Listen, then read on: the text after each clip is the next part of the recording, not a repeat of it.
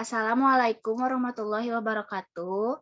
Kami dari kelompok Browniami akan mempresentasikan hasil dari laporan kelompok kami, laporan studi kelayakan bisnis.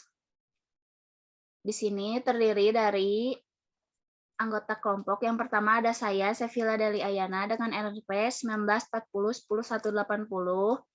Lalu ada rekan saya, Asfira Hayu, 1940 10165, dan Ciara Syahda, 1940 10188.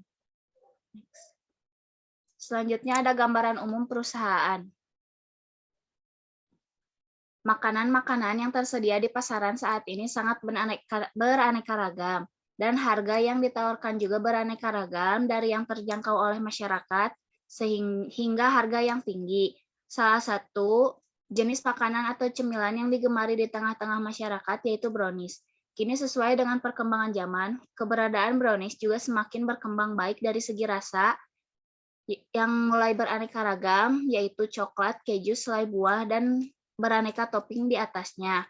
Maka dari itu, peluang ini yang dibidik oleh Browniami terinspirasi dan berinovasi dalam hal makanan sehat.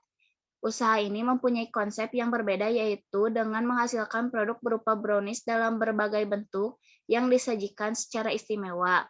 Usaha Browniami tidak menggunakan bahan-bahan berbahaya sehingga konsumen tidak perlu khawatir akan kualitas Browniami dengan warna dan topping yang enak dan menarik dan juga sehat, terutama bagi penggemar brownies. Selanjutnya ada profil perusahaan. Untuk nama perusahaannya yaitu Browniami yang beralamatkan di Jalan Setia, Gang Sukasirna 2, RT 04 RW 12, Kecamatan Cibenying Kidul. Alasan memilih tempat di situ karena berada dekat dengan kawasan lembaga pendidikan dan dekat dengan sumber daya bahan baku. Untuk visinya menjadi leader brownies berkualitas dengan cita rasa terbaik di Indonesia dan didasari ikatan dan nilai kekeluargaan yang kuat untuk menjadi sebuah perusahaan terbesar dan terdepan dengan kualitas produk dan pelayanan terbaik. Untuk misinya memperkenalkan dan selalu membuat inovasi produk yang berkualitas guna memenuhi kebutuhan dan keinginan konsumen. Yang keduanya ada menciptakan pasar nilai secara berkesinambungan. Yang ketiganya memberikan dan memperkenalkan kualitas terbaik dari daur hidup produk kepada pelanggan dengan mempertahankan cita rasa yang telah dipercaya. Yang keempatnya membangun citra positif perusahaan dengan karya kreatif dan inovatif.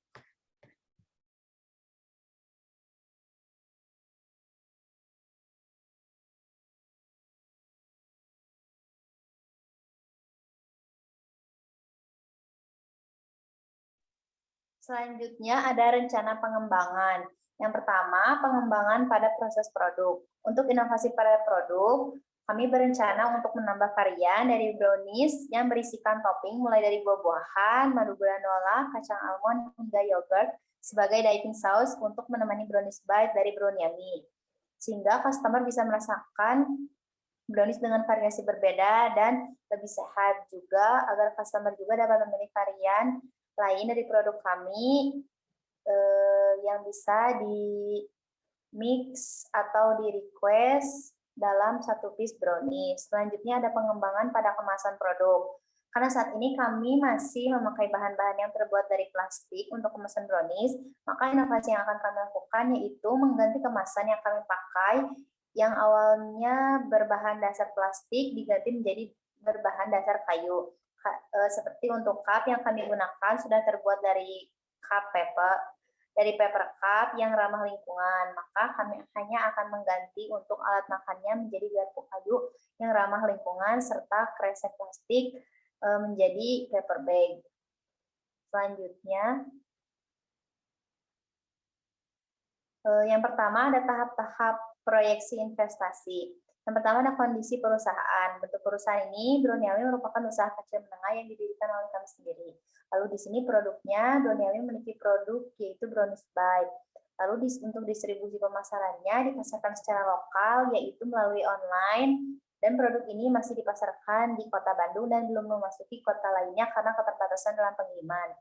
Yang kedua ada kesempatan investasi. Usulan yang kami berikan yaitu Brownies Bite. Usulan ini kami pilih karena produk ini masih sedikit diproduksi diproduksi oleh para pengusaha kue lainnya dan masih jarang ditemukan di pasaran. Oleh karena itu, kami memberikan usulan untuk menambahkan produk baru yaitu brownies bite.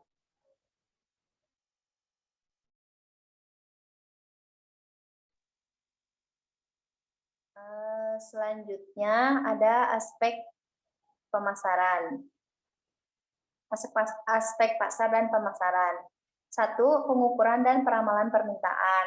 Di sini ada pengukuran permintaan. Untuk mengukur jumlah permintaan efektif pada 5 tahun terakhir, yaitu 2017 hingga 2021, kami memilih metode regresi linier. Berikut ini data jumlah penduduk di Kota Bandung. Berikut ini data jumlah seluruh penduduk di Kota Bandung tahun 2017 hingga 2021. Lalu di sini juga ada data pendapatan per kapita dari tahun 2017 hingga 2021. Maka diasumsikan persentase pengalokasian pendapatan per kapita di Bandung sebagai berikut. Next. Di sini pendapatan per kapita terbagi menjadi dua, yaitu konsumsi 60% dan investasi 40%. Konsumsi yang termasuk kepada konsumsi 60% ini yaitu ada sandang, pangan, dan papan. Ada sandang 40% yang termasuk ke dalam sandang itu seperti pakaian. Lalu di sini ada pangan 40%, ada makanan dan minuman untuk kebutuhan sehari-hari. Lalu di sini ada papan 20%, yaitu seperti tempat tinggal atau alat transportasi. Yang termasuk ke dalam pangan ada dua, yaitu makanan pokok dan makanan pendamping. Makanan yang termasuk dalam makanan pokok itu seperti beras, nasi, jagung, gandum, dan lainnya. Juga ada makanan pendamping 50%. Nah, yang termasuk ke dalam makanan pendamping ini ada seperti dessert, yaitu ada makanan asin 50%, makanan manis 50%, ada juga minuman. Lalu di sini yang termasuk ke dalam makanan asin ada jelly 25%, cake 20%, donat 25%, dan brownies kering 30%. Lalu permintaan efektif tahun 2017 hingga 2021 di Kota Bandung, yaitu dengan rumus permintaan efektif sama dengan 60% dikali 40% dikali 50% dikali 50% dikali 30%, lalu dikali jumlah penduduk. Maka permintaan efektif tahun 2017 yaitu 40.874 piece, tahun 2018 44.696 piece, lalu tahun 2019 44.831 piece, lalu tahun 2020 44.962 piece, lalu tahun 2021 45.052 piece. Next. Selanjutnya ada peramalan permintaan. Untuk peramalan permintaan menggunakan metode regresi linier. Untuk permintaan efektif dari tahun 2022 sampai 2026 jumlahnya 220.385. Untuk pendapatan per kapitanya hasilnya 21.921.252. Untuk XY cara menghitungnya dari pendapatan per kapita dikali dengan permintaan efektif jumlahnya 967, 272, 655, 590. Untuk X kuadratnya pendapatan per kapita dikalikan 2 jumlahnya yaitu 9.726.818.141. Untuk mencari B, rumusnya yaitu N sigma XY dikurangi sigma X, sigma Y dibagi N sigma X kuadrat dikurangi X sigma X kuadrat. Hasilnya yaitu 0,010. Untuk mencari A-nya yaitu Y sama dengan A plus B X, A sama dengan sigma Y dikurangi B sigma X dibagi N. Hasilnya yaitu 44.032 pieces. Next. Untuk peramalan permintaan, rumusnya yang tadi sudah disebutkan, maka peramalan permintaan pada tahun 2022 yaitu 44.332, yaitu yang tadi A, untuk ditambah 0,10 dari B-nya, 117 itu dari angka 117% diperoleh dari kenaikan pendapatan per kapita setiap tahun. Misal pendapatan dari 2018 dikurangi 2017 dibagi dengan tahun 2018. Lalu dikalikan 100, maka hasilnya 17%. Jadi 117 itu karena ditambah 100% dari pendapatan tahun sebelumnya. Maka peramalan permintaan pada tahun 2022 hasilnya yaitu 102.331,485. Untuk tahun 2023 112.242.397. Untuk tahun 2024 128.838.165. Untuk tahun 2025 yaitu 137.405.213, dan untuk tahun 2026 jumlahnya 153.278.660. Next. Selanjutnya ada menghitung pengukuran dan peramalan penawaran. Untuk mencari nilai permintaan efektif ini dari hasil nilai peramalan permintaan di slide sebelumnya. Dan untuk mencari nilai pesaing ini dari 40% dikalikan nilai permintaan efektif. Jadi 40% dikali 102.331, totalnya yaitu 40.132. Selanjutnya di tahun 2023 permintaan efektifnya itu 112.242 dikalikan 40% dan total pesaingnya itu 44.896. Untuk di tahun 2024, 2025, 2026 sama seperti itu rumusnya, yaitu 40% dikali permintaan efektif. Untuk menilai proyeksi penjualan, ini dari nilai permintaan efektif ini dikurangi nilai pesaing. 102.331 dikurangi 40.932, hasilnya yaitu 61.399.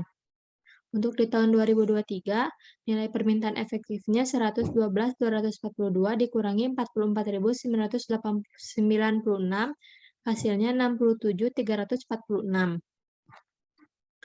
Untuk 2024, 2025, dan 2026, untuk proyeksi penjualannya mencari rumusnya sama seperti yang tadi, permintaan efektif dikurangi pesaing.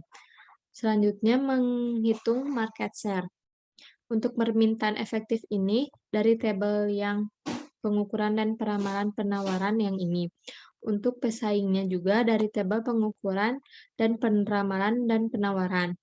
Untuk menghitung market potensialnya, yaitu permintaan efektif dikurangi pesaing. 102.331 dikurangi 40.932, totalnya 61.399. Dan di tahun 2023, 112.242 dikurangi 44.896, totalnya 67.346. Lalu untuk menghitung persentase market share-nya ini, rumusnya yaitu seperti di sini, yaitu jumlah produk sendiri per jumlah produk sendiri ditambah pesaing dikali 100%. Jumlah produksi sendirinya itu yaitu 1.200, ditambah pesaingnya itu dari yang 40, yang dari tabel yang di sini, lalu dikalikan 100%. Maka total persentase market share di tahun 2022 itu yaitu 35%, 2023 38%, 2024 41%, 2025 44%, di 2026 47%. Untuk menilai kapasitas maksimum ini dari hasil market potensial dikalikan persentase market share. Jadi 61.399 dikalikan 35%, hasilnya yaitu 21.490. Untuk 2023, 2024, 2025, 2026 sama rumusnya yaitu persentase market share dikalikan market potensial. Lalu untuk proyeksi penjualannya di tahun 2022 ini ada 21.420 pieces, di 2023 25.510 pieces, 2024 30.420 pieces, di 2025 ini 36.110 pieces, di 2026 ini 43.150 pieces. Selanjutnya ada analisa perkiraan penjualan atau market share. Demografik yaitu terdiri dari gender, yaitu perempuan dan laki-laki, umurnya sekitaran 5 tahun sampai 65 tahun, material statusnya lajang dan sudah menikah, occupation-nya pelajar dan mahasiswa. Untuk behavioralnya, produk brownies ini menggunakan kemasan kecil atau sekali makan sehingga memudahkan konsumen untuk tidak menyimpan makanan lebih lama agar tidak ribet. Karena sebagian besar konsumen kami ditargetkan pada mahasiswa dan pelajar agar memudahkan mereka untuk bisa membeli yang satu kali makan tanpa membeli banyak dan tidak perlu disimpan untuk berikutnya. Geografiknya, location-nya yaitu produk brownies ini dijual untuk orang yang tinggal di daerah Kota Bandung dan sekitarnya, namun akan diperluas untuk kedepannya melalui media sosial dengan sistem pre-order. Untuk regionnya, produk yang dijual hanya untuk di daerah dalam negeri. Spesiografiknya, sosial statusnya ditujukan untuk orang kalangan menengah ke bawah. Lifestyle-nya ditujukan untuk orang yang lebih sering ingin melakukan me time dan menghabiskan waktunya untuk jajan. Personality-nya ditujukan untuk orang dengan kepribadian yang ingin terlihat selalu gaul atau kekinian. Selanjutnya ada perencanaan program pemasaran. Yang pertama ada produk. Desain produk ini berbeda dengan yang lainnya dengan memberikan brownies berbentuk bites yang unik dan menarik. Untuk kualitas produknya menggunakan bahan yang lebih sehat dan aman dikonsumsi bagi penderita diabetes. Untuk packagingnya, produk brownie Yummy menggunakan ziplock atau standing pouch dan cup.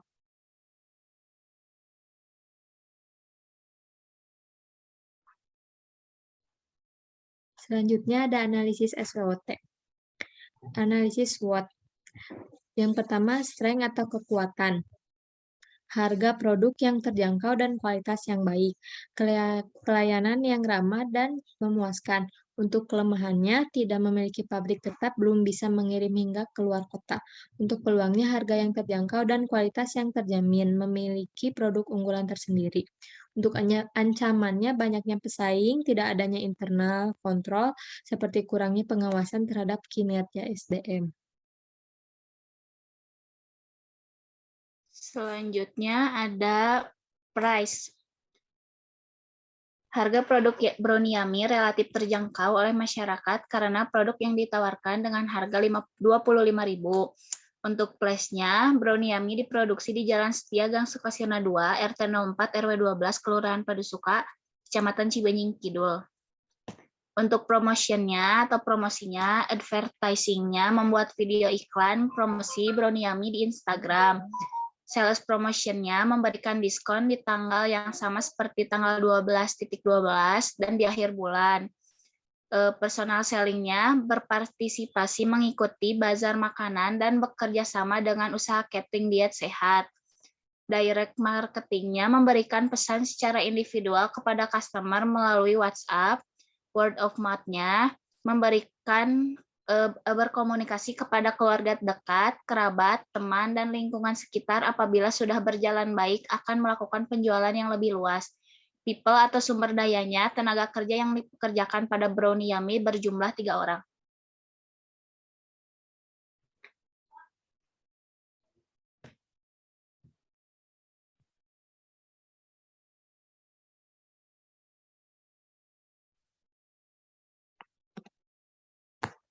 Selanjutnya ada aspek teknis dan produksi. Yang pertama, pelaksanaan studi dan pengujian pendahuluan. Perusahaan ini berdiri berdasarkan keinginan dari pemilik perusahaan yang dilakukan pengujian dengan cara membandingkan dengan produk pesaing yang setara. Perencanaan timbul karena modal yang tersedia dan karena ingin dari pemilik. Yang kedua, penetapan skala produk. Dalam produksi produk, kami melakukan produksi dengan sistem pre-order seminggu 2 kali, menggunakan microwave yang sudah ada. Produk yang dihasilkan dalam setahun rata-rata sekitar 24.000 pieces.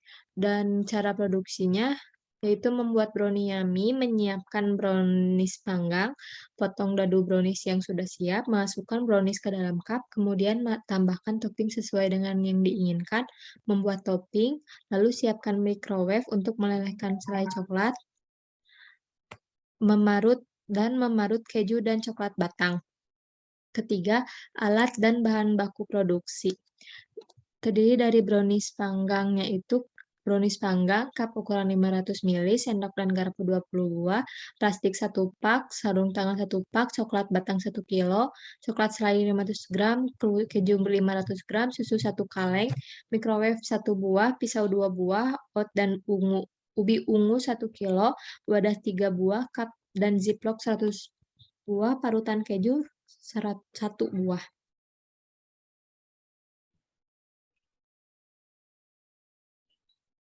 Keempat, ada tata letak atau layout fasilitas produksi. Brownie Yummy ini memproduksi sebuah brownies atau termasuk industri makanan yang melakukan proses produksi brownies di rumah pemilik karena belum memiliki pabrik tetap. Kelimanya ada lokasi produksi. Brownie Yummy diproduksi di Jalan Setia Gang Sukasirna 2. Untuk penyusunan schedule kerjanya, karena produk Brownie Yummy melakukan penjualan dengan sistem pre-order, maka untuk pembuatan produk dilakukan hingga pesanan semua selesai.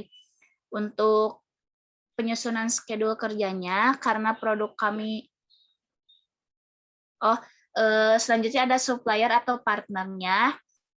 Yang ke satu ada toko plastik, yang kedua toko bahan kue, yang ketiganya browniesnya, yang keempat ekspedisi, yang kelimanya Gojek, dan yang keenamnya GoFood.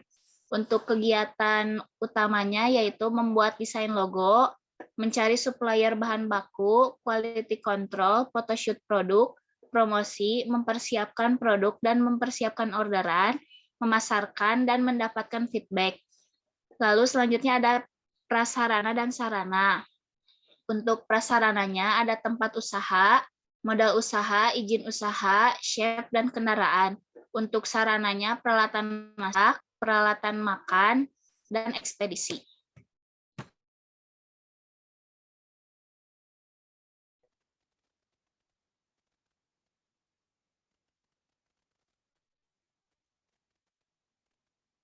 Di sini ada kebutuhan modal kerja untuk kebutuhan modal kerja per bulan. Yang pertama ada biaya bahan baku per bulan. Terdapat brownies panggang, coklat batang, coklat selai, keju, susu, kacang almond, oat, dan ubi ungu. Maka total biaya bahan baku per bulan yaitu Rp1.941.000. Ada juga BOP variabel, yaitu ada tisu dan box. Maka total BOP variabel yaitu Rp135.000. Di sini juga ada gaji karyawan, yaitu gaji kerja per orangnya Rp300.000, maka untuk 3 orang yaitu Rp900.000.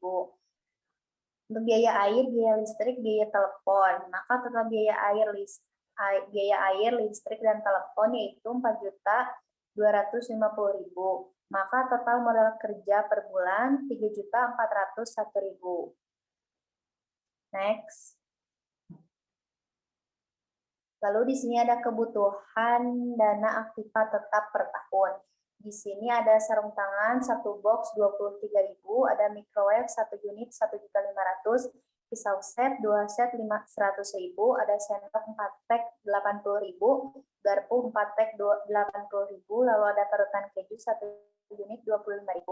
Maka total biaya peralatannya Rp1.880.000. Maka total modal kerja untuk 1 tahun yaitu dari total modal kerja per bulan yaitu Rp3.401.000 dikali 12 bulan, maka menjadi Rp40.812.000. Dan total biaya peralatan sebesar Rp1.880.000. Selanjutnya ada sumber dana. Untuk kebutuhan modal dananya ada Rp42.620.000, untuk investasinya Rp50 juta. Maka total modal kerja untuk 1 tahun yaitu sebesar Rp40.812.000, dan total biaya peralatannya sebesar 1.808.000. Jadi total kebutuhan sumber dananya sebesar 42.620.000. Jadi Browniami menjual dengan sistem pre-order dan 1 bulan membuka 2 kali sistem pre-order. 1 kali PO menjual sebanyak 50 pieces. Jadi 1 bulan hanya menjual sekitar 100 pieces. Dalam 1 tahun menjual 1.200 pieces. 1 paks untuk Browniami diberi harga dengan harga 25.000.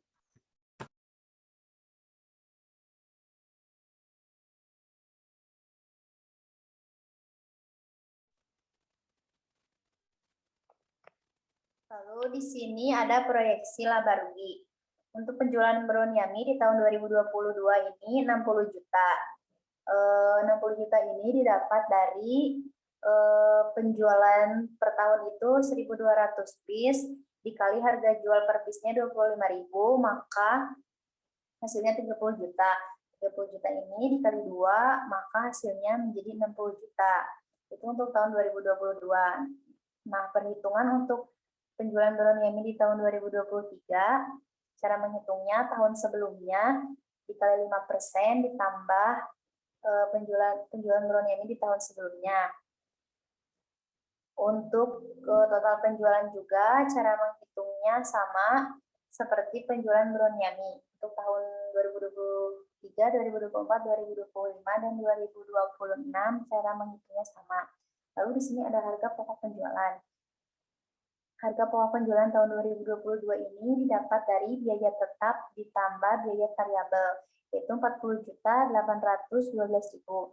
Untuk menghitung tahun selanjutnya dengan cara tahun sebelumnya, harga pokok penjualan tahun sebelumnya dikali 5%. Contohnya seperti di tahun 2023 yaitu 40.812.000 dikali 5%, maka hasilnya 42.852.600. Lalu di sini ada laba kotor. Laba kotor ini didapat dari selisih antara total penjualan dikurangi harga pokok penjualan per tahunnya. Lalu di sini ada biaya listrik, ada biaya gaji. Lalu di sini juga ada laba sebelum pajak. Untuk menghitung laba sebelum pajak per tahunnya dengan cara laba kotor ditambah biaya listrik dan biaya gaji. Lalu di sini ada pajak 10%. Pajak 10% ini didapat dari laba sebelum pajak dikalikan 10%. Lalu di sini ada laba bersih. Untuk menghitung laba bersih, laba sebelum pajak dikurangi pajak 10%. Dikurangi jumlah pajak 10% yang sudah dihitung. Lalu di sini ada rata-rata laba 24.202.036. Rata-rata laba ini diperoleh dari jumlah keseluruhan laba bersih di tahun 2022 hingga 2026 dibagi 5. Next. Lalu di sini ada proyeksi arus kas. Unit produksi untuk tahun 2022 hingga 2026 ada 1.200 piece. Lalu ada arus kas masuk, yaitu penjualan. Penjualan ini sudah dihitung di proyeksi laba rugi pada slide sebelumnya. Lalu di sini ada arus kas keluar, ada biaya bahan baku, yaitu dari tahun 2022 hingga 2026, 23.292.000. Lalu ada gaji karyawan, ada biaya listrik, dan ada pajak yang sudah dihitung di proyeksi laba rugi di slide sebelumnya. Maka di sini ada jumlah arus kas keluar. Untuk menghitung jumlah arus kas keluar yaitu semua arus kas keluar dijumlahkan. Ada biaya bahan baku, gaji karyawan, biaya listrik, dan pajak dijumlahkan. Maka akan menghasilkan jumlah arus kas keluar. Lalu di sini ada arus kas bersih yang didapat dari jumlah selisih antara jumlah arus kas masuk dikurangi jumlah arus kas keluar.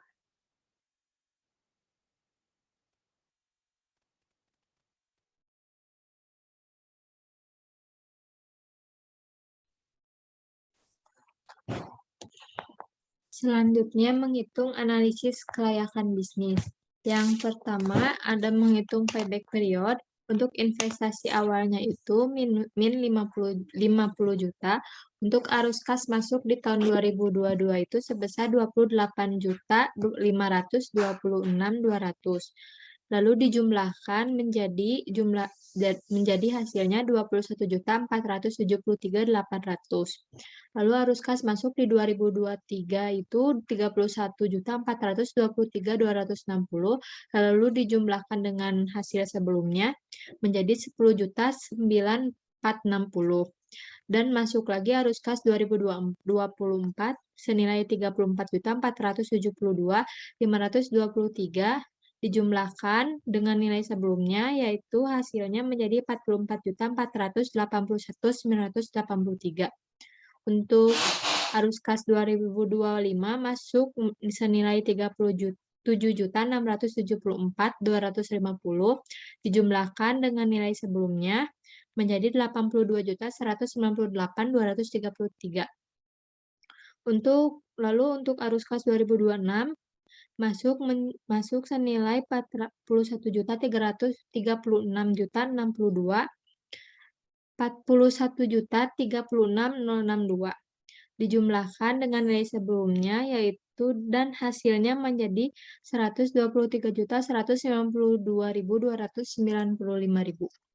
Untuk menghitung payback period menggunakan rumus, yaitu 2 dikali 50 juta ini dari investasi dikurang 44.481.983 ini dari hasil nilai arus kas 2024 per 82.158.233 ini dari nilai arus kas 2025 dikurangi 44.481.983.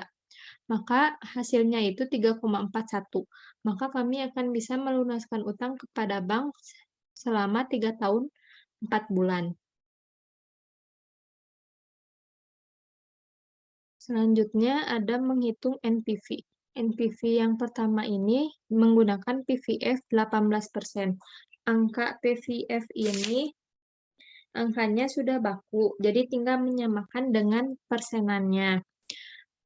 Untuk periode pertama, misalnya ini untuk periode pertama, cash flow-nya ini dari nilai arus kas masuk dikalikan 0,847458. Total PV-nya 24.174.408. Lalu untuk 2023 31.423 di 260 dikalikan 0,71814, maka total PV-nya 22.567.682.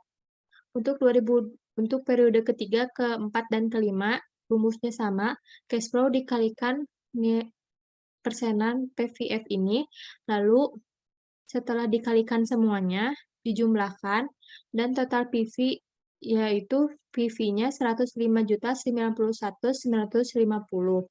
Untuk investasi awalnya 50 juta. Untuk NPV ini dari nilai PV dikurangi 50 juta. Untuk NPV pertama nilainya 55.091.950. Untuk NPV kedua menggunakan PVF 22%.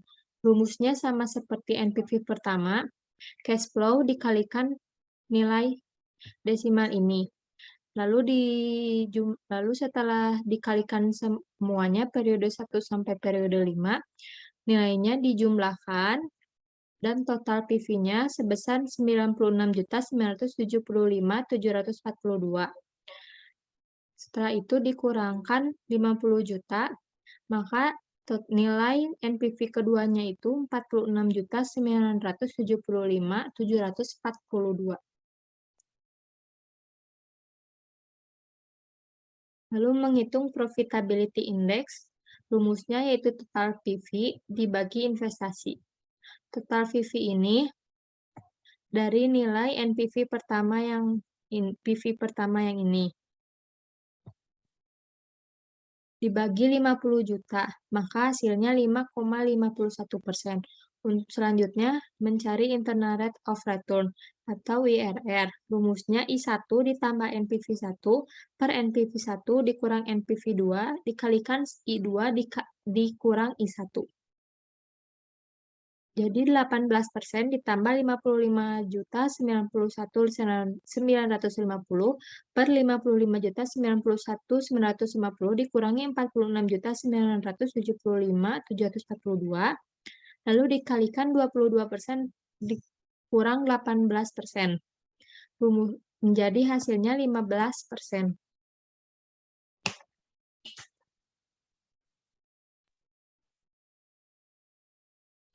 Selanjutnya ada kesimpulan. Jadi kesimpulannya untuk payback periodenya